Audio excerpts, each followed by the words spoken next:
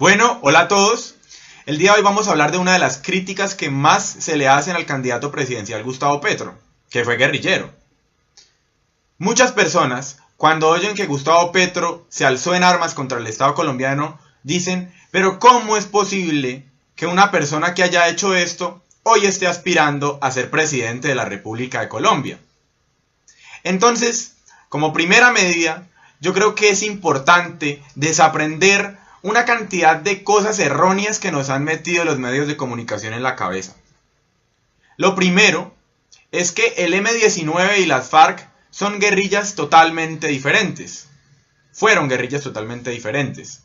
Las FARC fue una guerrilla comunista de línea soviética y el M-19 fue una guerrilla nacionalista donde incluso hubo personas de derecha.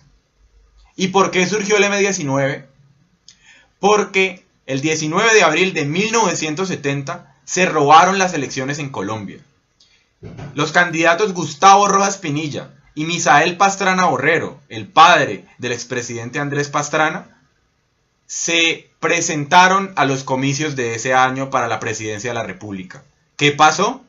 Ganó Rojas Pinilla en la realidad y al día siguiente el presidente Carlos Lleras Restrepo, el abuelo del actual candidato Germán Vargas Lleras, dijo que no, que las elecciones las había ganado el señor Misael Pastrana, a pesar de que todo el mundo sabe que ese fue el fraude más escandaloso de la historia política de Colombia. ¿Cómo es posible que muchos justifiquen tremenda trampa que se le hizo al pueblo colombiano en esa elección fraudulenta?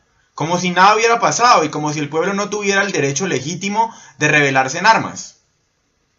Resulta que la Declaración de los Derechos del Hombre de 1793 de la Revolución Francesa, algo, entre otras cosas, capitalista, que ni siquiera las personas de derecha niegan, dice en su artículo 35 lo siguiente: cuando el gobierno viola los derechos del pueblo, la insurrección es para el pueblo y para cada porción del pueblo el más sagrado de sus derechos y el más indispensable de los deberes. Es decir, que el derecho a la rebelión armada existe. No es una cosa que se hayan inventado los comunistas. Simplemente, ese año, el pueblo quiso llegar al poder por medio de un candidato y el establecimiento político, la clase política corrupta de la época no dejó que eso pasara y se impuso contra la voluntad popular. Además hay que ver otra cosa.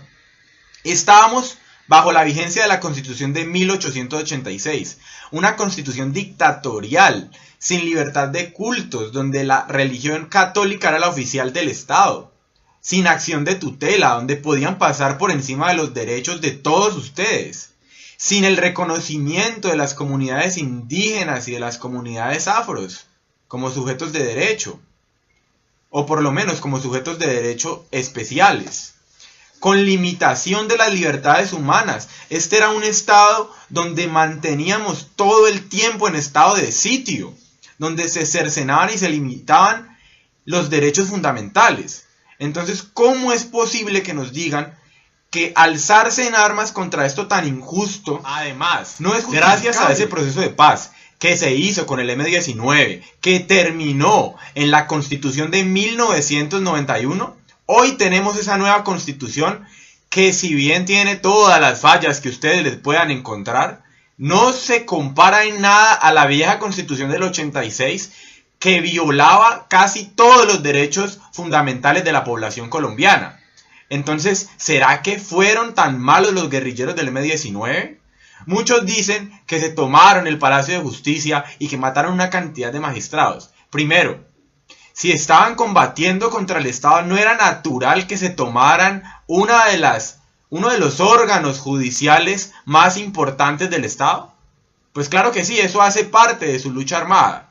Sin embargo, hay que ver de todos modos quiénes mataron a las personas que estaban dentro del Palacio de Justicia, quiénes desaparecieron a esas personas y quiénes mataron a los magistrados de la Corte Suprema de Justicia de la época.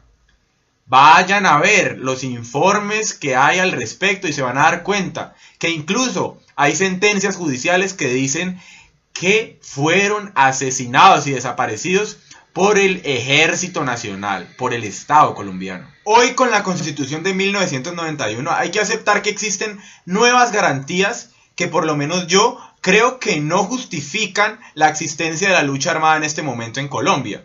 Pero, si yo hubiera vivido bajo la vigencia de esa Constitución de 1886, y si yo hubiera vivido en el año de 1970, cuando se robaron las elecciones de todo un pueblo, yo también hubiera tomado las armas.